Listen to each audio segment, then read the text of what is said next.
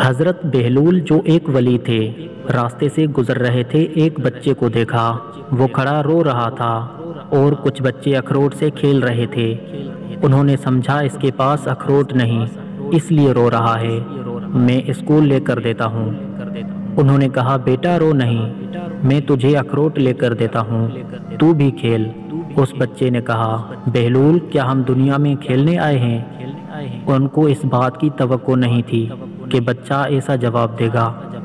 آپ نے کہا اچھا پھر کیا کرنے آئے ہیں؟ بچے نے کہا اللہ تعالیٰ کی عبادت کرنے آئے ہیں۔ انہوں نے کہا بچے ابھی تو تم بہت چھوٹے ہو، تمہارے غم کی یہ چیز نہیں ہے، ابھی تمہارا اس منزل میں آنے میں بھی بہت وقت پڑا ہے۔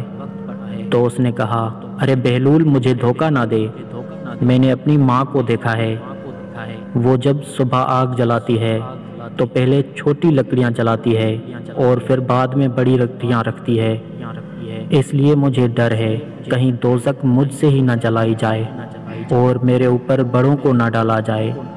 یہ سن کر بہلول بے ہوش ہو کر گر گئے۔ وہ تم سے اتنی محبت کرتا ہے کہ دن میں 5 بار اپنے پاس بلاتا ہے اور ہم اس کے بلاوے پر بھی نہیں جاتے۔